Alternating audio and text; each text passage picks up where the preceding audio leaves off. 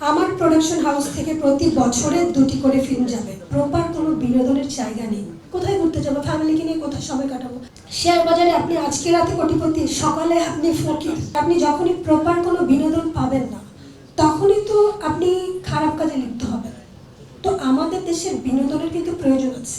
দেখেন, শুক্রবারে যখন একটা অফ ডে আসে, আমরা চিন্তা করি, আচ্ছা আমরা কোথায় যাব, কি করব, কোথায় ঘুরতে যাবো, ফ্যামিলিকে নিয়ে কোথায় সময় কাটাবো?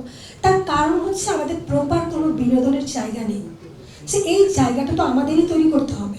একটা সময় আমাদের যখন সোনালি সময় ছিল, 1200 হল ছিল, 1300 হল ছিল, তখন কিন্তু আমাদের বিনোদনের কোনো ঘাটতি ছিল না।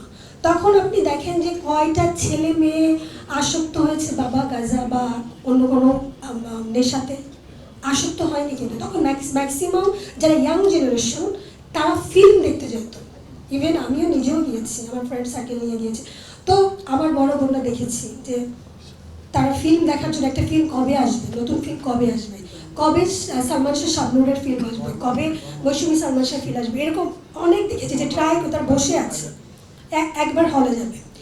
ইভেন স্কুলের টাকা মেরে তারা হলে যাবে মুভি দেখার জন্য, এরকম অনেক নজির আছে। সো এই যে জায়গাগুলো, এই জায়গাগুলো কিন্তু বন্ধ হয়ে গেছে। আমাদের প্রপারভাবে এই জিনিসটা আমরা মেনটেন করতে পারিনি। উত্থান পতন সব জায়গাতেই থাকবে, প্রতিটা বিজনেসে উত্থান পতন থাকে। শেয়ার বাজারে আপনি আজকে রাতে কোটিপতি, সকালে আপনি ফকির। তার মানে এই না যে আপনি ওখান থেকে ব্যাক করছেন, আপনি চলেই আসবেন, বিজনেস করবেন না। যে প্রপার বিজনেসম্যান, সে ধরে নিবে যে আমি এখান থেকে প্রফিটও করব, লসও করব। সো দুইটা জায়গায় আপনাকে বিবেচনা করে মাথায় নিয়ে আপনাকে থাকতে হবে। তো আমি এই জায়গা থেকে বলবো, যারা প্রডিউসার এই মুহূর্তে আছেন, প্রডিউসার অ্যাসোসিয়েশনে যারা আপনারা মেম্বার আছেন, আমি সকলকে আহ্বান করব, আমি একটা নারী হয়ে যদি আমি এই অবস্থাতে আমি এমন একটা দুঃসাহসিকতার পরিচয় দিতে পারি, তো আপনারা যারা আছেন তারা প্লিজ বছরে একটি করে হলেও মুভি বানান।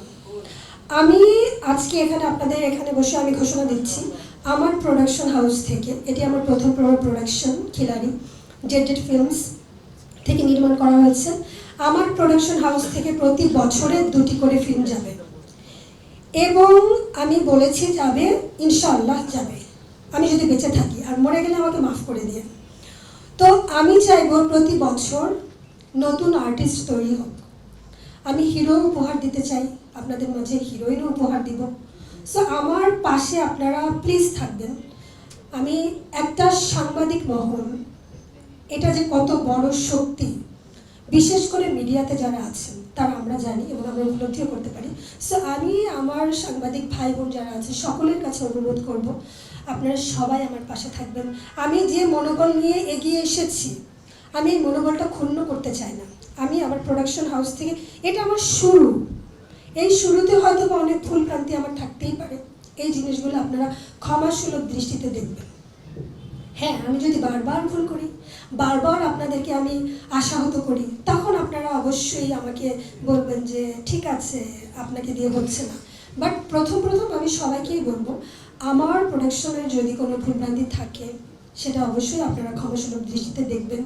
তার কারণ নতুন আর্টিস্টদের যদি সময় সুযোগ না দেওয়া হয়, তাহলে আর্টিস্ট তৈরি হবে না, নতুন থেকেই পুরনো হবে।